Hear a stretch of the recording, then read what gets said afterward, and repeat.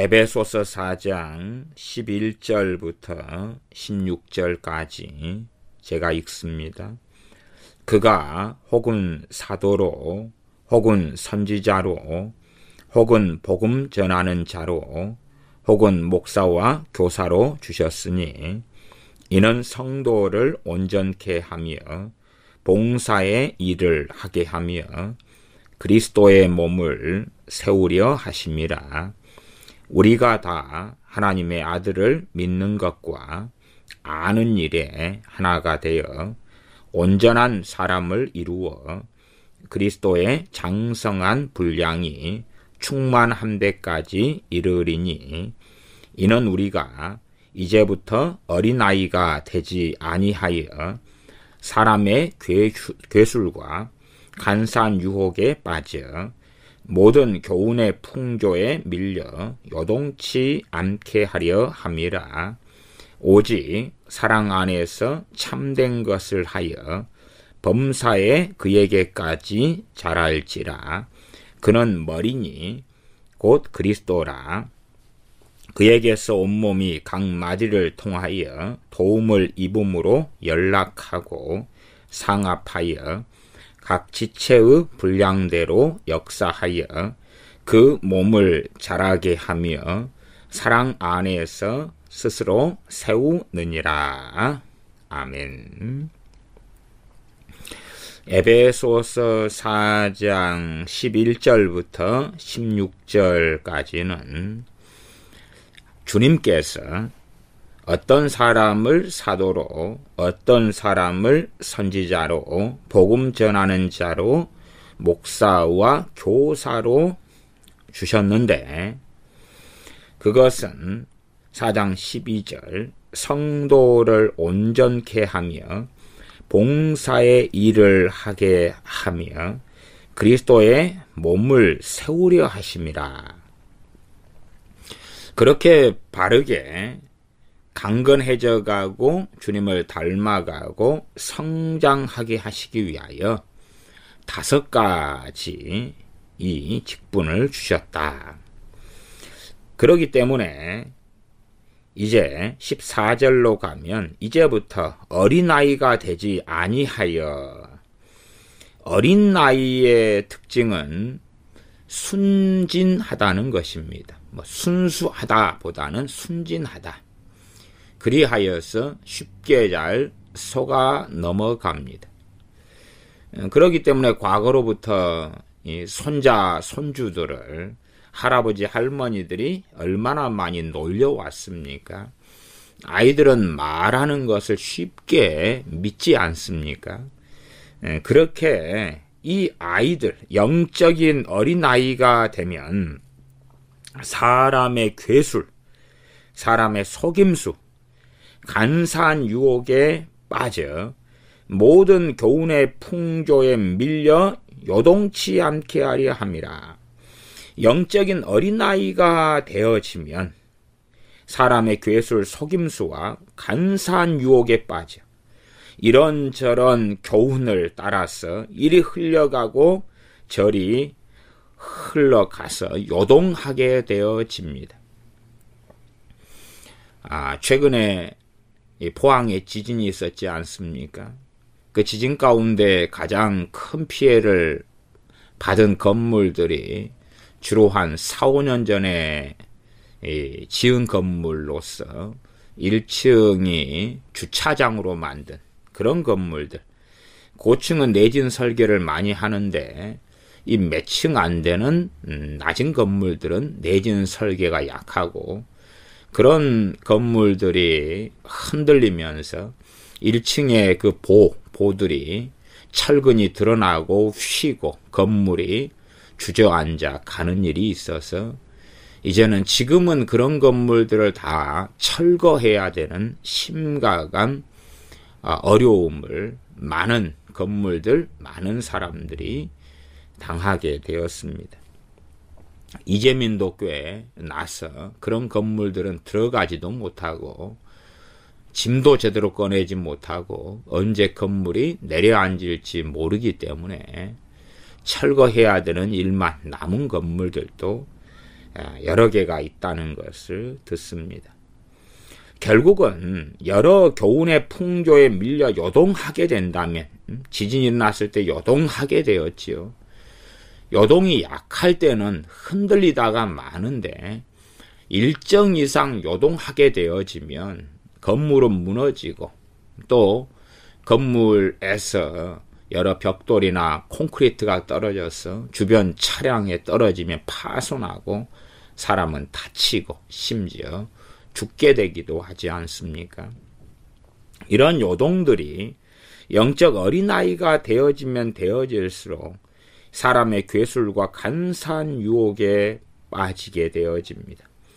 이 에베소서 말씀은 교인들, 그리스도인들에게 하신 말씀이기 때문에 어느 시대나 어느 때에나 하나님의 자녀들, 예수를 믿는 사람들에 대한 유혹 또 미혹, 사람의 괴술, 간사한 유혹은 아주 많아 왔습니다. 이 시대의 대표적인 간사한 유혹이다 그러면 애언을 저는 들겠습니다. 제가 1980년 중반부터는 얼마나 이 기도원 등이나 혹은 심지어 부흥사들을 통한 애언들이 어떨 때는 참 유익을 끼쳤고 어떨 때는 큰 해를 끼쳐왔다는 것을 많이 목격해 왔습니다. 과거에 1990년 한 중반 비냐드 또 비냐드 계통을 통한 애언운동, 그 이후에 피터 와그너의 신사도 운동, 그리고 신사도 혹은 신선지자라고 하는 사람들이 대거 대한민국에 물밀듯이 들어오고, 그리고 무엇보다 그들이 쓴 책들이 번역 출간되어서 많은 사람에게 베스트셀러가 돼서 읽혀지고 있는 이 시대. 이 시대에는 더 애언을 통한 미혹들이 훨씬 더 많고 강성한 것을 봅니다. 어쨌든 이러한 일들이 있기 전 시대인 1980년대에도 상당한 애언을 통한 미혹들은 많이 있어 왔습니다. 물론 저는 애언은사를 부정하지 않습니다. 또한 저는 이 에베소서 4장의 오중사역을 이 성경 그대로 인정하는 입장입니다. 왜냐하면 말씀은 이 오중사역을 주셨다 그러면 과거 어느 때까지는 사도와 선지자들을 주셨고 어느 때까지는 복음 전하는 자를 주시고 어느 때까지는 목사와 교사 시대다, 그런 것이 구분되어 있지 않고 이건 하나로 되어져 있기 때문에 어느 시대에나 최소한 성경적으로 사도, 선지자, 복음 전하는 자, 목사와 교사가 있다까지를 인정할 수 있겠습니다. 그러나 성경은 사도가 도대체 어디서 어디까지 일을 하는지를 명시하지 않습니다. 나아가서 이 신사도 운동가들은 2001년부터가 사도와 선지자의 시대다. 그렇기 때문에 내가 사도로서 계시를 받았다. 피터 와그너는 2000년에 자신이 사도의 은사를 받았다고 주장하고, 그리고 그 이후에 사도들을 안수하여 세우고 있습니다. 자기와 같은 반열에 있는 어떤 토대 사도, 그리고 그 사도들을 수평사도, 또 그런 사람들이 자기 아래로 사도들을 임명하여 수직사도, 이렇게 합니다. 저는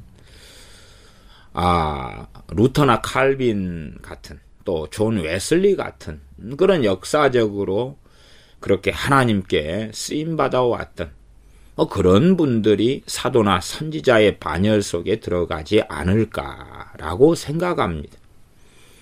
그러나 이 세대에 와서 과연 이렇게 타락하고 이렇게 완악하고 이렇게 어리석어진 시대에 과연 사도와 선지자들이 어디에 있겠는가?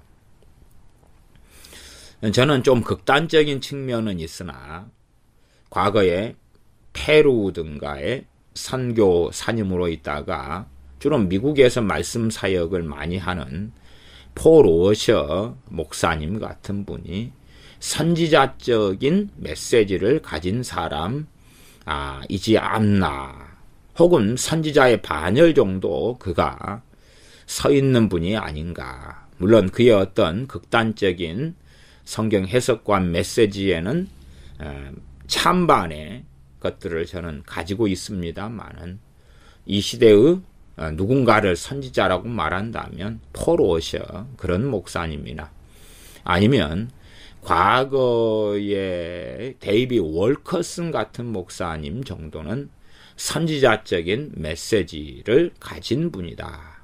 그렇게 저는 정말로 있다 해도 극소수, 나아가서 현 시대에 내가 그렇다라고 누가 주장하는 사람이 있다면 저는 그러한 대다수의 사람을 거짓 선지자다, 혹은 자칭 무언가의 미혹에 빠져 있는 사람이다, 그렇게 보겠습니다. 이 오중사역이 연합하여서 교인들로 하여금, 하나님의 자녀들로 하여금 온전케 하고 봉사일을 하게 하고 그리스도의 몸을 세우려 한다. 또 13절에 우리가 다 하나님의 아들을 믿는 것과 아는 일에 하나가 되어 온전한 사람을 이루어 그리스도의 장성한 분량이 충만한 데까지 이르리니, 하나님의 아들을 믿는 것과 아는 일에 하나가 되어 온전한 사람을 이루어. 그러면 최소한 이 오중사역에 있다, 그렇게 우리가 말씀 그대로 이해할 때에, 그럴 때에 이 초점과 포인트는 하나님의 아들을 믿는 것과 아는 일에 하나가 되는 것을 알 수가 있습니다. 다시 말하면 하나님의 아들을 믿는 것과 아는 일에 하나가 되려면 당연하게 중심은 하나님의 말씀, 성경 66권이 됩니다. 다시 말하면 사도든 선지자든 복음 전하는 자든 목사와 교사든 그들의 포인트는 자기가 받은 꿈이나 환상이나 계시나 애언이 아니라 하나님의 애언, 하나님의 계시인 말씀 66권의 종들이 되어야 한다는 것입니다. 참 많은 소위 선지자라 사도라 신사도라 신선지자라 하는 사람들이 많이 우리나라에 와서 매년마다 집회를 합니다.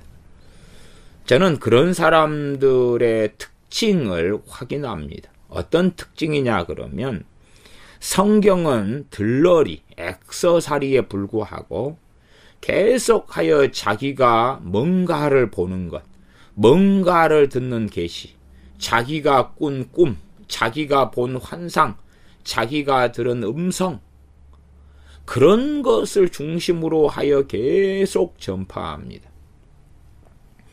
비록 그들이 아무리 예수님을 사랑한다, 믿는다 할지라도 저는 그들의 입에서 나오는 것이 유감스럽게 그들은 괴휴를 행하고 있다라고 봅니다. 왜냐하면 진정한 하나님의 종들이라면 자신이 무슨 계시나 환상을 받은 게 정확하다 할지라도 그것이 절대 중심과 주가 되는 것이 아닙니다. 첫째는 하나님의 말씀과 비추어 검증해야 할 것이고, 무엇보다 말씀은 하나님의 사람들을 세우는데 충족성이 있습니다. 지금은 성령님 역사하심이 없다, 그런 게 아니지요. 성령님께서 임하실 때 장래일을 알리시리라 말씀하셨지요. 그게 없는 게 아닙니다. 그렇지만 정말로 하나님의 사람들을 세우는 것은 말씀 66권입니다. 정말 하나님을 경외한다면 하나님의 말씀을 누구보다 주의 종들은 중시해야 합니다.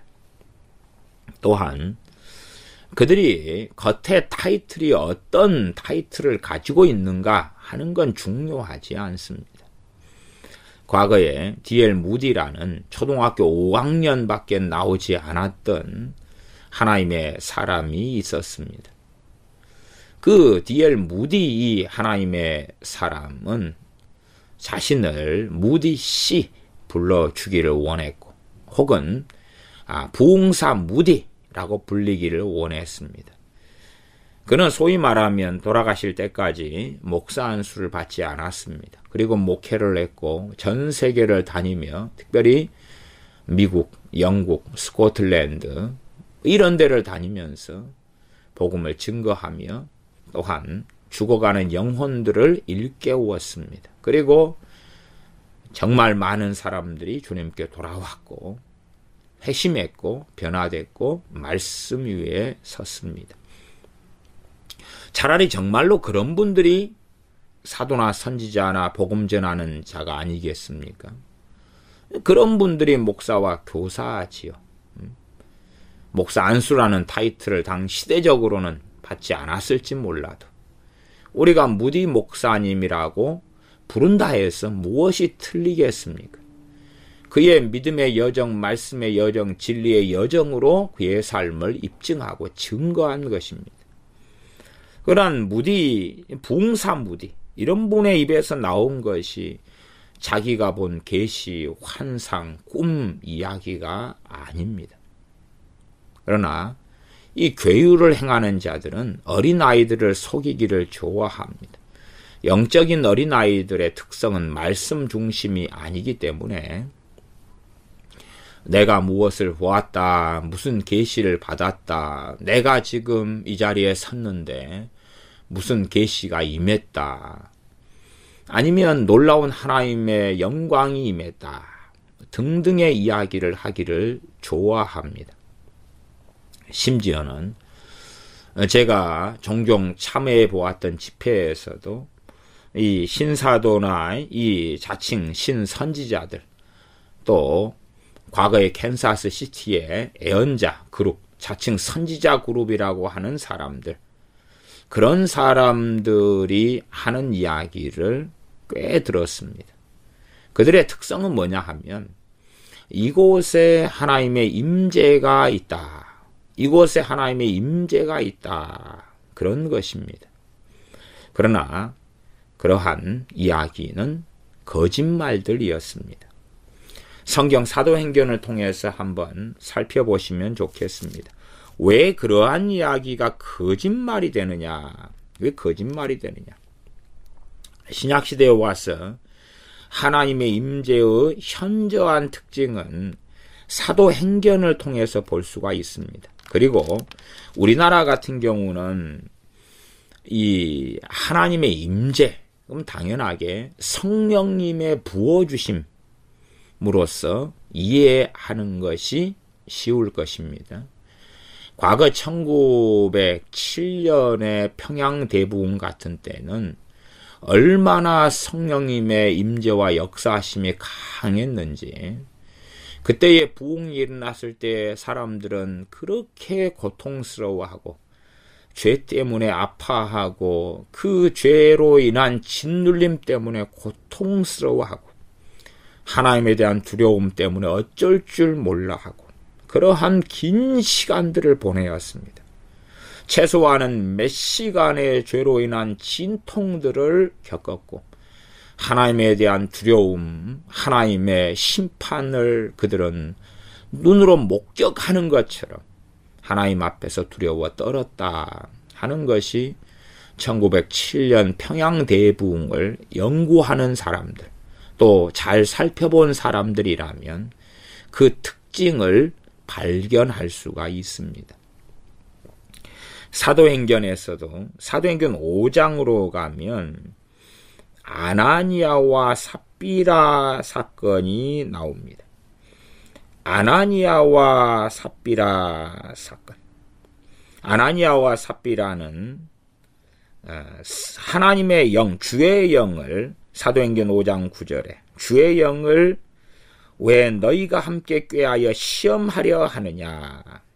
그리고 그들은 부부가 순차적으로 죽습니다. 5장 11절로 가면 온 교회와 이 일을 듣는 사람들이 다 크게 두려워하니라. 성령 역사가 아주 강할 때는 이런 두려운 일들도 함께 동반되었습니다. 또한 5장 13절로 가면 그 나머지는 감히 그들과 상종하는 사람이 없으나 백성이 칭송하더라. 성령님께서 임하시고 놀랍게 역사하실 때에 사람들에게는 하나님에 대한 정말로 경건한 두려움들이 함께하였습니다. 단지 기쁨과 즐거움만이 아니라 깊은 통해 깊은 죄로 인한 아픔들, 진통들이 함께하였습니다. 그것은 존 웨슬리나 조나단 에드워드의 대부흥 때도 우리가 목격할 수 있는 것입니다.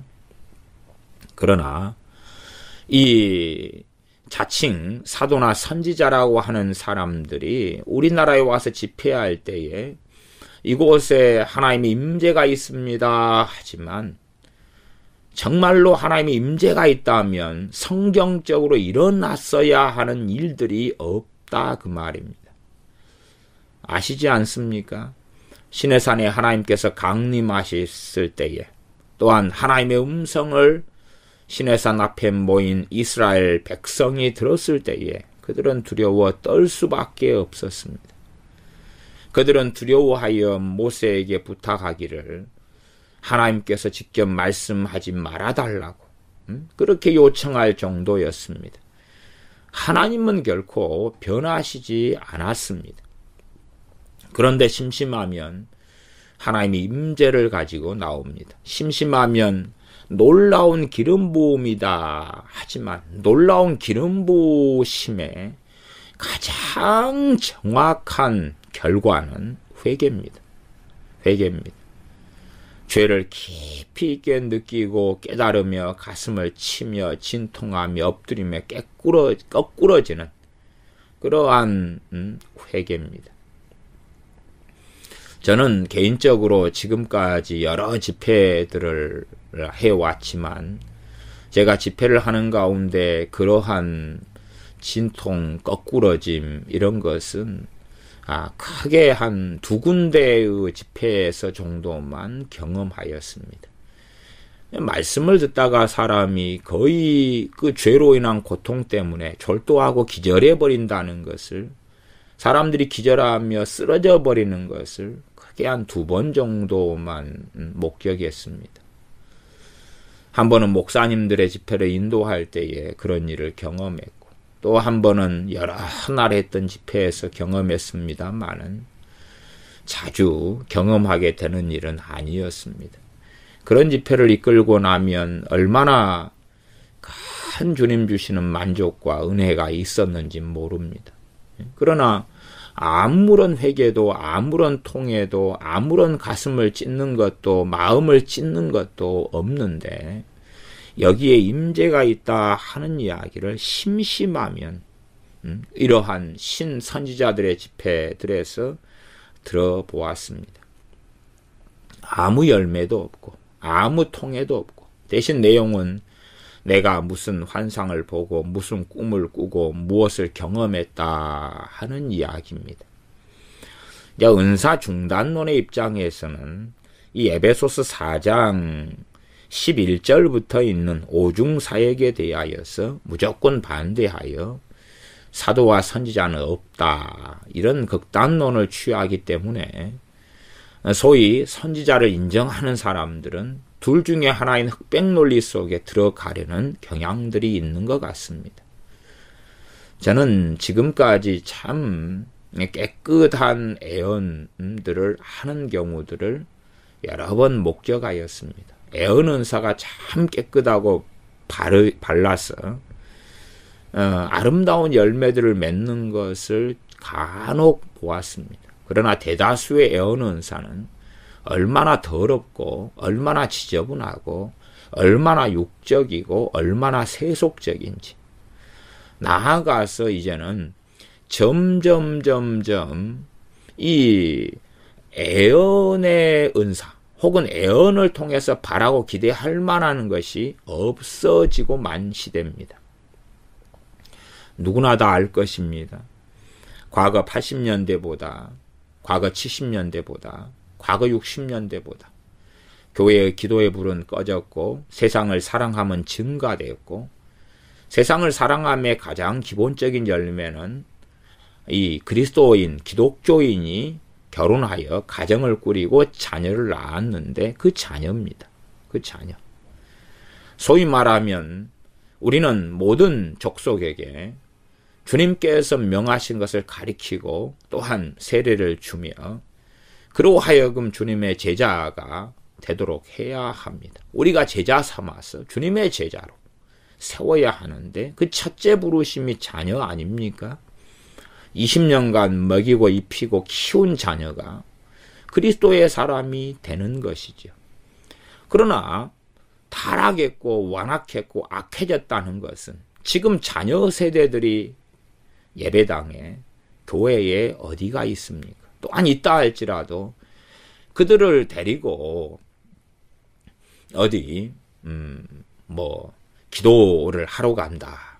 그리고 차에 태우고 가면 그 자녀들 또 청소년, 청년들이 가면서 분명히 권사님, 집사님, 장로님, 목사님 자녀들인데 유행가 부르고 세상 노래 부르는 것은 흔하게 목적하는 것입니다. 벌써 그런 일들은 20년이 더 넘도록 더 심화되고 있는 겁니다. 그런 판국에 과연 얼마나 더 타락하지 않았는가, 얼마나 더 죄 속에 깊이 한국의 기독교인들이 빠졌는가를 보지 못한다면 눈이 멀고 귀가 한번 소경과 귀머거리로 볼 수밖에 없겠지요. 그런데 성령의 역사가 희박해지고 약해졌는데 애언들이 더 어그러지고 잘못될 수밖에 없는 겁니다. 지금은 돌아가셨습니다마는 예를 들어 저희 교회에서 한 과거에 35년간 남녀 호랑교교를 하셨던 그러한 할머니가 계셨습니다. 이 예배당 근처에 사셨는데 35살 때까지 계속하여 귀신에게 시달리고 고통 겪으면서 절에 다니고 어디 다니고 구슬하고 그 많은 고통 속에 살다가 35살에 남녀 호랑개교로 들어갔습니다. 그리고 이제 많을 때는 하루에 20시간, 24시간도 남녀 호랑교 주문을 외우면서 그렇게 35년을 살아왔습니다. 그러는 가운데 한 반년은 이 귀신의 역사로 너무 고통스러워 정신병동에 수감되고 반년은 좀 나와서 길가에서 한약재를 파는 장사를 하고 그렇게 살아왔더랬습니다. 어느 날 전도를 통해서 딸이 예수를 믿게 되고 그 딸이 어머니를 전도하게 되었습니다. 딸이 저희 교회 성도이었는데 어머니를 전도했는데 그 어머니가 70살 된 남녀 호랑교구 35년 신자였습니다. 35년을 남녀 호랑교구를 하면서 그 마을 전체 그 근처를 어지간한 사람들은 남녀 호랑교 신자로 만들었습니다. 그리고 신앙생활을 시작했는데 얼마나 귀신의 역사가 포악하고 악했던지 예수를 영접하고 믿은 첫날 지나서 다음 날에 바로 예수를 부인하였습니다. 왜냐하면 걸어가는데 귀신이 그 사람을 집어서 던져버리는 겁니다. 그냥 던져버려요. 온 몸을 마비시켜서 길 걸어가다가 그냥 잡아뜨려 버리고 차가 오는데 차 쪽으로 잡아뜨려 버리고 강제로 몸을 끌고 가서 빌딩 옥상으로 끌고 가서 떨어져 죽도록 밀어버리는 것 등이 나타났습니다. 그러니 남녀 호랑교의 신을 본신이라 그럽니다. 물론 집에는 불상을 큰 걸 가져다 놓고 살고 불상에 손을 비비지만 본신, 그래서 자신의 본신님이 진노하셨다고 예수님을 더 이상 안 믿겠다고 다음 날에 그렇게 이야기하고 다시 전도하고 예수님을 영접하고 그렇게 해서 귀신이 들락날락하여 고통을 주고 한밤중에도 가서 귀신을 쫓아내고 그런 것을 1년을 했습니다. 날마다 새벽에 나와서 기도하고 1년 되니까 귀신이 이제 거의 완전히 쫓겨나가는 겁니다. 그러면서 1년 만에 놀랍게 성령님께서 임하셨습니다. 그리고 새벽마다 나와서 기도하실 때에 신기하게 그때 70살에 예수님 믿으셔서 71살이 되었는데 새벽마다 얼마나 애언을 그렇게 놀랍게 하는지, 물론 그분은 자신의 입에서 나오는 게 애언이라는 것을 모릅니다. 애언이라는 걸 모르는데 새벽에 예배를 5시에 시작해서 주로 한 5시 반 정도에 설교 끝나고 이제 5시 반 정도에 기도를 시작하지 않습니까? 그럼 그때부터 이것저것을 위해서 기도하고 기도가 청산유수처럼 나오고 입에서 기도가 끊어지지 않고 기도를 누구를 위해 교인 한 명 한 명을 위해서도 기도하고 그렇게 기도를 하는데 누구를 위해 기도하면 그 짤은 어쩌다 이렇다 등등의 정말로 그 전까지 저는 그래도 깨끗한 심령을 가지고 깨끗한 애언의 은사를 받아서 애언하는 사람들을 간혹 보아왔습니다. 그러나 그렇게 애언을 매일 그렇게 잘하는, 또 그래서 기도하는데 너무나 그 기도 소리가 아름답고 71살 할머니 입에서 나오는 그 기도 소리가 너무 아름답고 거기서 하는 애언들이 얼마나 깨끗하고 얼마나 재미난지, 기도를 한참 하다가 그것을 한참 재미나게 듣다가 그렇게 하였더랬습니다. 어디 가서 애언을 하거나 내가 뭘 했다 이것을 잘 모르는 그런 할머니가, 그리고 78살 때 돌아가셔서 장례식을 제가 치루었습니다. 과거에 제 친한 목사님이 애언 은사를 받아서 부흥 집회를 인도하시는데 그러더라고요. 이 애언 은사를 반대하는 사람들은 논리가 지역이나 국가나 이런 애언을 할 수 있다. 그러나 개인 예언은 아니다. 그러지만 성경 66권에는 개인 예언들이 굉장히 많이 나와 있습니다. 이 개인 예언을 하는데 참 신기하더라고요. 참 신기해요. 왜냐하면 예를 들어서 한 장로님이 70이 넘으셨는데 제 아는 친한 목사님에게 애언을 받았습니다. 애언이란 공개적으로 하는 것입니다. 받든지 안 받든지 하려면. 어쨌든 이 애언을 받았는데 애언의 내용에가 하나님 제가 지금 한 7번째든가 아무 가족도 몰래 운전면허 시험을 봐왔는데 지금까지 다 떨어졌습니다. 근데 이번도 또 봐가지고 떨어지면 부끄러워서 더 이상은 운전면허 시험을 안 볼랍니다. 그런 굉장히 소위 자기하고 기껏해야 아내 정도만 아는, 자녀들도 모르는 그런 내밀한 이야기가 나오더라고요. 그런 등등을 경험하면서 사람들은 회개하고 하나님께 엎드리고 하나님 살아계심을 인정하고 그런 아름다운 열매들을 나타내는 것을 보았습니다. 시간이 흘러가면서 그런 깨끗하고 아름다운 애언들을 부흥사들에게서나 혹은 기도원 원장님들에게서나 많은 목회자들에게서나 찾아볼 수가 없는 시대가 되었습니다. 점점 더럽고 혼탁하게 되었지요. 아마 저야 그런 애언하는 또 성령의 은사가 임하여 제대로 깊이 있게 애언하는 사람들을 여러 번 겪고 살아왔어요. 그래서 애언 은사가 깨끗하게 애언하는 것이 뭔지, 물론 그들이 애언자지 선지자는 아닙니다. 애언 은사 정도 받은 거지만 그런 것이 뭔지를 겪어왔기 때문에 이 구별점이 있지만 최근에 믿은 사람들이나 이 1990년 이후로 성령님의 역사하심 현저히 떨어져 버린 다음에 믿은 사람들은 참으로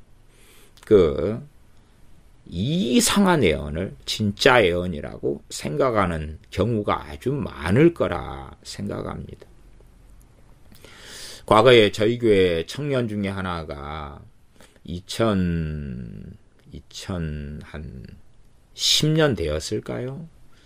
청년 중에 하나가 우리나라 유명한 치유사역과 예언을 하는 알파코스의 주강사, 이름만 되면 알만한 분이죠. 그 알파코스 주강사 치유 예언을 하는 그러한 분의 예언 컨퍼런스에 참여했습니다. 그분은 지금 신사도의 명단에 올라가 있더라고요. 어쨌든 그 우리나라의 이 사도라고 명단에 올라간 사람이 한국 사람이 제가 알기로는 2명인데 그 중에 1명입니다. 알파코스 주강사인데 거기 예언 컨퍼런스에 갔다 왔습니다. 그리고 이제 와서 예언을 하기 시작하는 겁니다. 예언이 자기에게 자기를 하나님께서 선지자로 세웠다 그러면서 자기에 대하여 예언을 교회에서 소리내어 합니다. 소위 너희는 이 종의 말을 들을지어다. 이 종은 모세와 방불한 자로서 나와 직접 대면하여 아는 자니라. 그러면서 자기에 대하여 예언하면서 자신의 말을 들으라는 것입니다. 그 치유 같은 기도와 치유 사역 이런 책을 쓴 분, 그 목사님의 예언 컨퍼런스에 갔다가 다른 영을 받아온 것입니다. 그 잘못됐다. 그렇게 아무리 이야기해도 이런 미혹의 영은 그냥 축사로서 물러가지가 않습니다. 미혹은 그 사람 자신이 된 것이기 때문에 이 미혹의 영이 떠나간다 해서 제정신을 차리는 건 아닙니다. 어떤 가치관, 잘못된 생각을 가져버리는 것은 그가 마귀와 싸울 뿐만 아니라 회개도 하고 그 생각을 쫓아내고 정리해야 되는 여러 가지 것과 복합적인 일이 벌어지고야 맙니다. 그래서 일반적으로 미혹의 영은 병 중에서 합병증처럼 이런 복합적인 것이 되어져서 미혹의 영을 정리하는 것은 굉장히 어렵습니다. 그렇게 되어서 그분의 어머니 권사님 또 남편분도 전도하려고 몇 년을 애썼다가 겨우 전도되셔서 열심히 이제 신앙생활을 하시는 경우였는데 그렇게 해서 그 가족 5명이 다 떠났습니다. 나중에는 또 연락이 이 형제 청년이 이제 주의 일을 한다고 신학대학원 진학하고 그리고 주의 일을 한다고 하는 그 여정, 그 이후에 이제 간혹 그래도 이 권사님과 성도님은 한 번씩 안부 물으러 찾아오시더라고요. 그때 이후로 10여 년이 지나도 어쨌든 목사님 은혜 잊지 않겠습니다. 그리고 또 그때 예언했던 게 어마어마한 부가 자신에게 돌아온다는 겁니다. 2010년 어마어마한 재산이 하나님께로부터 온다고. 그래서 나중에 큰 재산을 벌면 목사님에게 한 재산 떼준다고. 그때 그래서 지금은 불가피하게 이제 자신을 선지자로 인정하지 않기 때문에 이 교회에서 떠날 수밖에 없는데 나중에 어마어마한 부가 오면 그때에 그래도 여러 가지 일들로 인해서 어려움의 때에 잘 보살펴 주셔서 큰 재산 챙기면 나눠준다고. 그렇게 하고 그 이후로 이제 그 권사님이나 남편분은 간간히 오셔서 올해도 오셔서 과일 상자 가지고 오셔서 한참 차 마시다가 가시고 그랬습니다. 상처가 되실까봐 자녀들에 대한 것은 묻지 않고 그럽니다만은 벌써 자녀들도 이제는 40살 쪽이 벌써 다 돼가지 않습니까?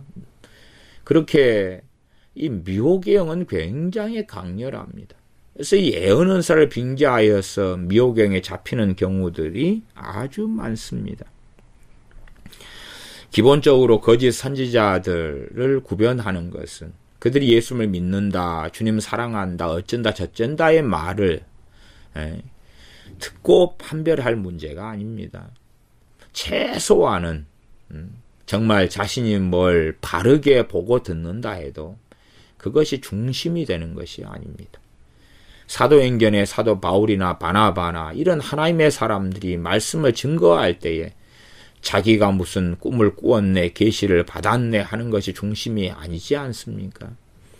구약 성경 말씀부터 시작하여서 우리 주 예수님의 복음을 증거하며 하나님의 말씀을 증거하는 것이 중심이다 그 말입니다. 사도 바울이 디모데에게 너는 때를 얻든지 못 얻든지 말씀을 전파하라 그랬습니다. 말씀을 전파하는 게 중심이지 자기가 본 계시, 꿈, 환상을 이야기하는 것이 아닙니다. 자기가 본 꿈과 환상은 근거가 어디에 있습니까? 자기 자신밖에 없지 않습니까? 자기 자신밖에 없습니다.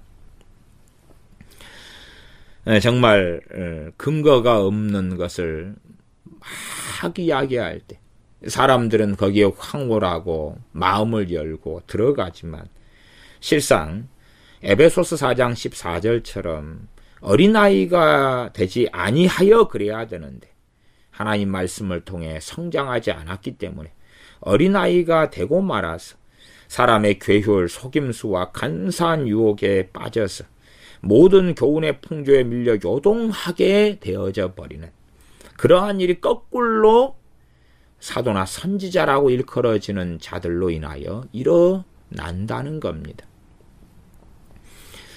오히려 복음 전하는 자들은 줄어들어가고 오히려 조금 전하는 자들보다는 이 오중사역 가운데 요즘에는 꼭 중보기도자가 있는 것처럼 생각이 됩니다. 여러분이 지체됨을 알고 고린도 전서 등의 말씀을 보면 중보기도 잘하는 것은 없다는 것을 알 수가 있습니다. 중보기도 잘하는 것은 없습니다. 기도는 모든 하나님의 자녀가 해야 되는 또한 도고 중보기도는 모든 하나님의 자녀가 해야 되는 기본적인 것이지 그것 자체가 직분 직임이 되는 경우가 성경 66권상에 없습니다. 중보기도를 많이 가리키는 사람들은 다윗의 중보기도, 모세의 중보기도, 아브라함의 중보기도 등등 하지만 아브라함이 중보기도가 직분이 아니었지 않습니까? 아니면 모세의 직분이 중보기도자였습니까? 다니엘이 중보기도자였습니까? 에스겔이 중보기도자였나요? 다윗이 중보기도자였나요? 다 자기의 부르심이 있었습니다. 가족의 소위 족장시대는 아브라함이 족장으로서 또한 다윗은 왕으로서 모세는 이스라엘 백성의 지도자로서 다 자기의 부르심에 바빴습니다. 그런데 요즘에는 중보 기도자로 내가 너를 세우노라 너는 나라를 위한 기도에 부르심이 있노라 등등 해서 중보기도 선교사다 기도 선교사다 이러한 직책들을 난무하게 주고받고 그러면서 중보기도라는 성경의 어떤 직임이나 직분이 있는 것처럼 거짓말을 합니다. 그런 것은 없습니다. 없습니다. 이 오중사역 가운데서도 그런 것이 없습니다. 성경을 정말로 교묘하게 해석하고 교묘하게 이용하는 것입니다. 모든 교훈의 풍조에 밀려 요동치 않게 하려 함이라. 말씀 안에 거해야 되는 거지. 다 하나님의 아들을 믿는 것과 아는 일에 하나가 되어 말씀이 없이 어떻게 하나님의 아들을 믿고 압니까? 무슨 근거로 그렇습니까? 무슨 근거로? 그러면 사람들은 성경에 있는 내용을 이제는 잘 모릅니다.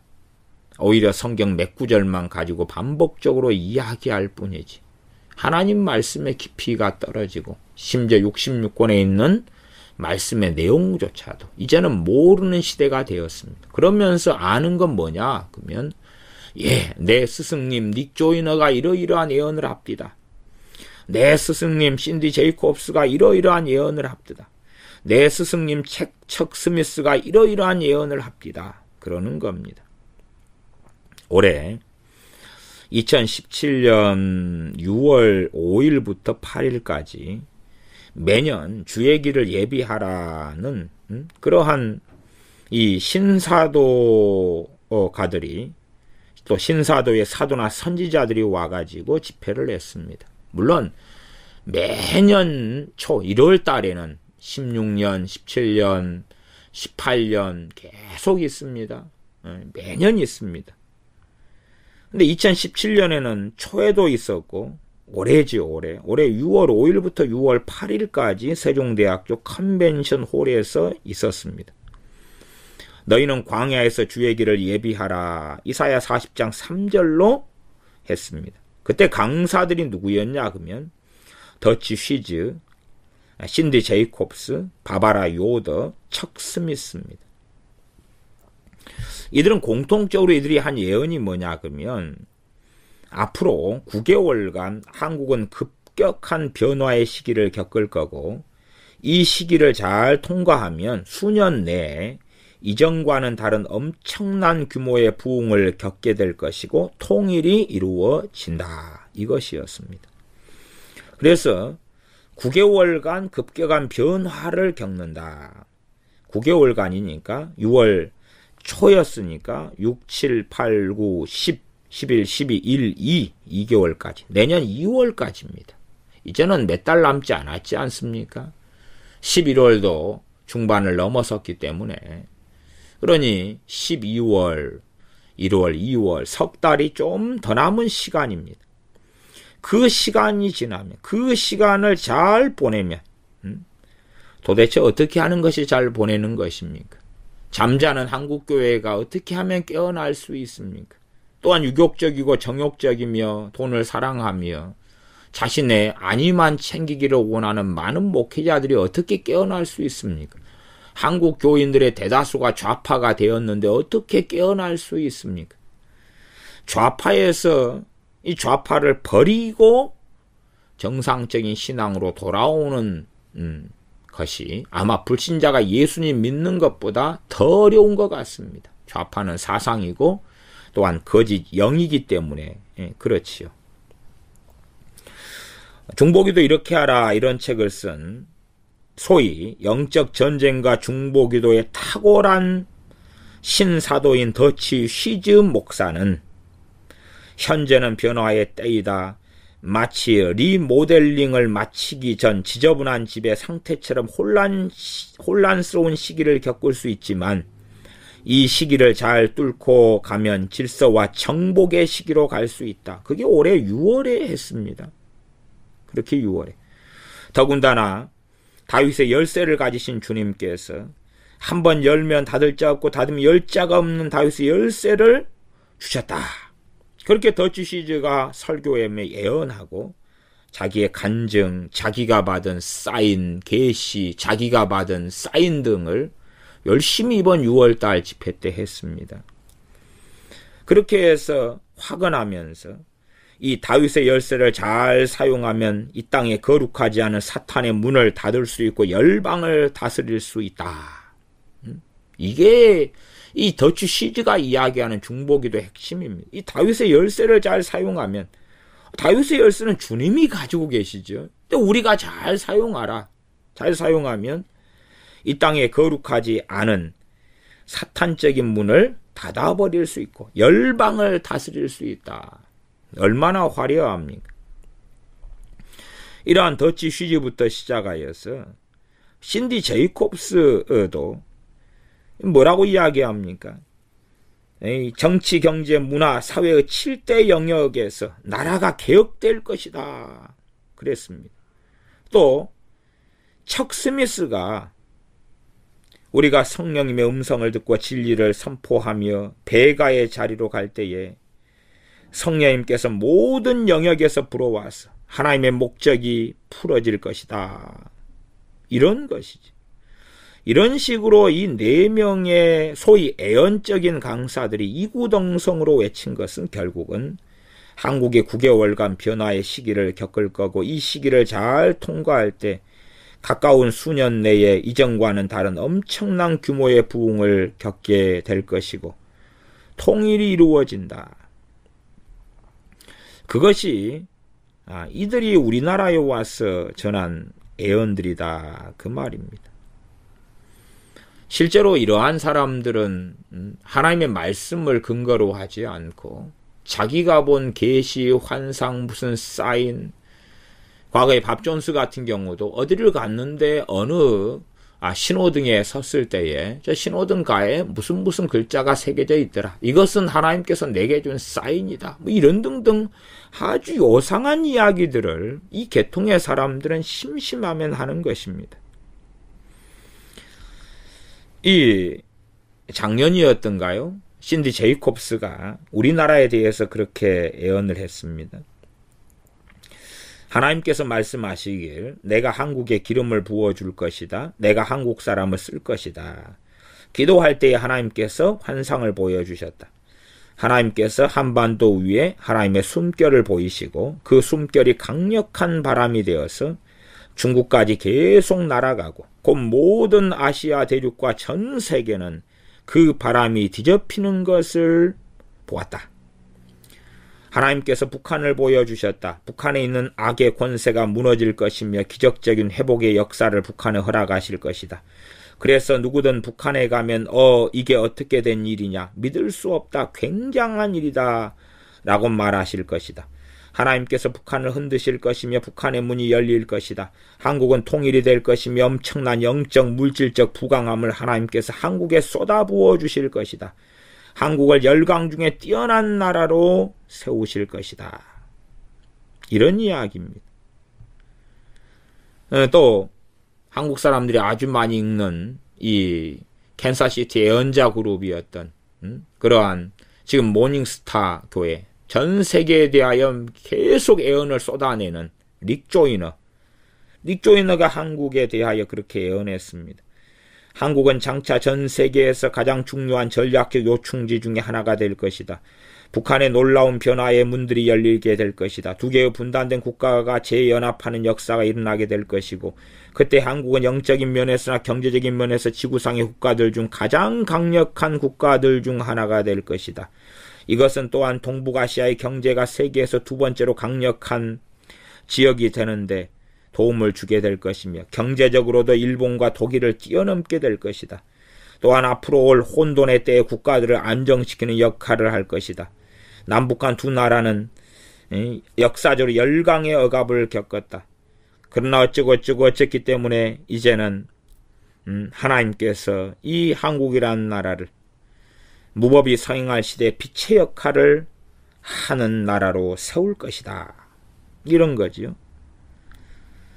또 최안 HIM 국제대표 최안 목사는 하나님께서 장차 한국에 기름을 부으실 것이다. 하나님께서는 내가 한국을 장차 대추수 때 지도자로 세웠다. 그 예언을 했습니다. 항상 이런 사람들이 한국에 와서 예언하고 집회하고 자기가 본 계시와 환상을 중심으로 이야기해 옵니다.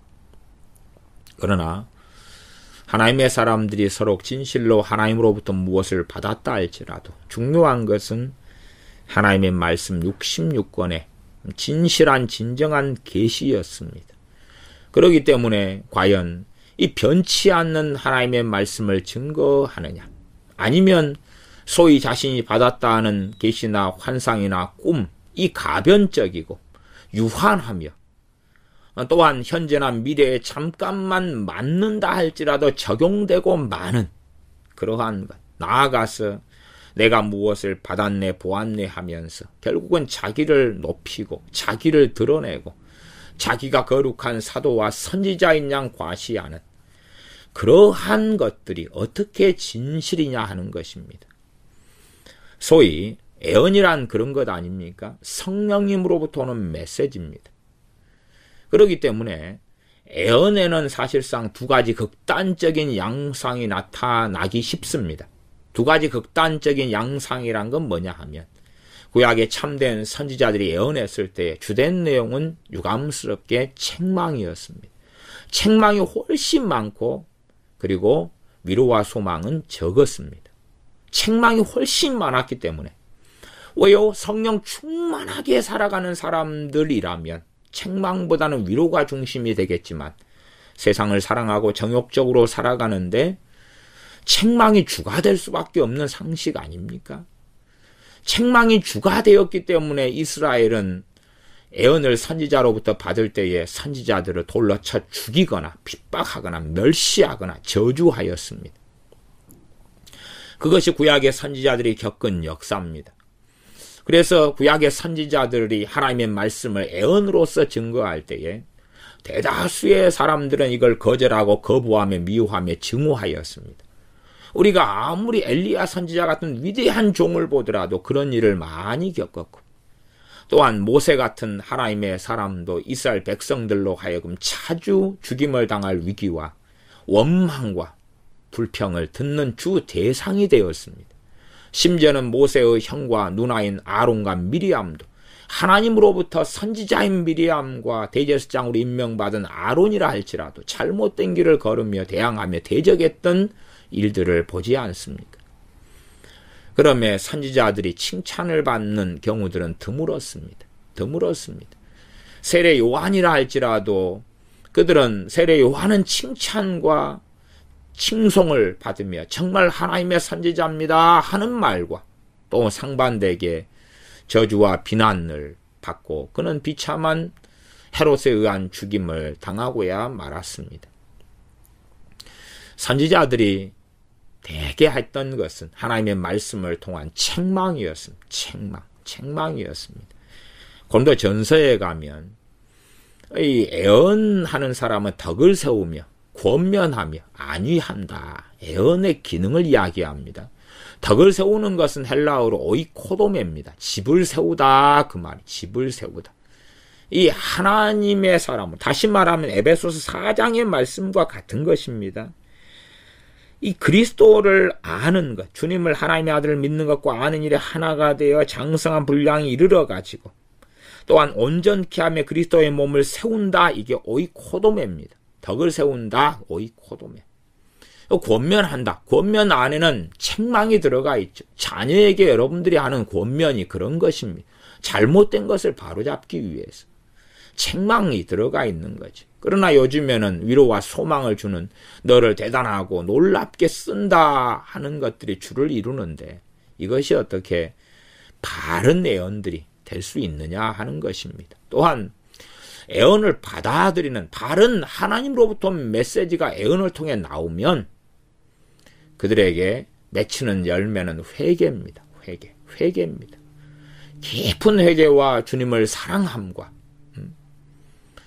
다시 진리를 알지니 진리가 너희를 자유케 하리라. 그런 자유함 속으로 들어가는 이 상반된 두 가지 하나님으로부터 메시지를 듣고 기분 나빠하고 성기를 내며 뛰쳐나가고 아니면 그 말씀을 통해서 주님 앞에 엎드려지고 거꾸러지는 그러한 정상적인 열매들. 그러나 그러한 열매들이 없는 어디서 왔는지 모르는 기괴한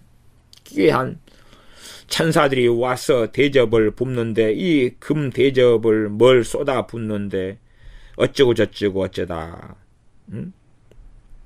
예를 들어 이 신사도 예언자 중에 속하는 캐서린 브라운이 우리나라에 대해서 그렇게 예언하지요. 자기가 서울 위에 하늘이 열려지는 걸 보았다. 위를 보자 하나님의 보좌가 보였고 그 광경은 분명했고 장엄했다.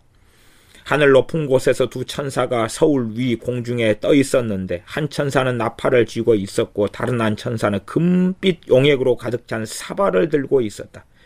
첫 번째 천사가 나팔을 불기 시작하자 두 번째 천사가 그 사발에 나만에 쏟아붓고 있었다. 그 물길을 전 세계로 그 물길이 퍼져가는 것을 보았다. 이런 것이죠. 또 북한에 대해서는 환상을 보여주셨다. 길게 연결된 철책이 보였다. 하나님 말씀하셨다. 내가 가련한 그들을 더 이상 그냥 두지 않을 것이다. 나는 그들을 지키는 아버지이기 때문이다. 나는 북한에 나의 이름을 입증할 것이고 나의 영광은 현재 감옥에서 괴로워하고 있는 많은 사람을 해방시킬 것이다. 그들은 감옥과 박해의 장소로부터 자유롭게 걸어다닐 것이다. 이런 예언을 합니다. 정말 하나님의 사람은 하나님 말씀 중심입니다.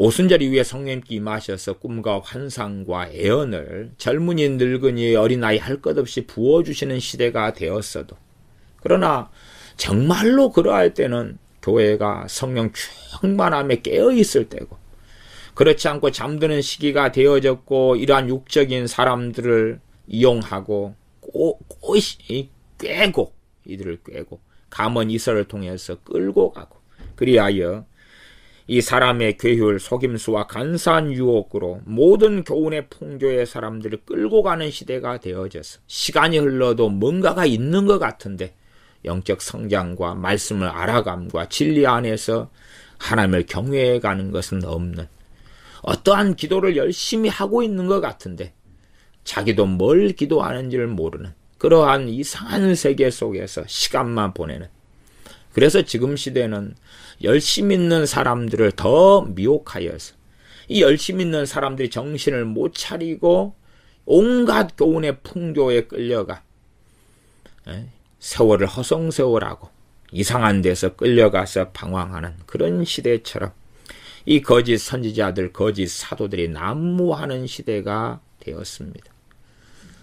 정말로 다시금 말씀 66권에 돌아오고 과연 신약 구약 하나님의 종들이 어떻게 하나님 앞에서 섬겼는가를 알아서 바른 주의 종 또한 바른 하나님의 사람들을 분별하고 여러 스승을 두는데 과연 우리가 스승으로 삼는 이 책들, 이 책의 저자들, 이 책의 내용들이 뭘 이야기하는지를 알아야 됩니다.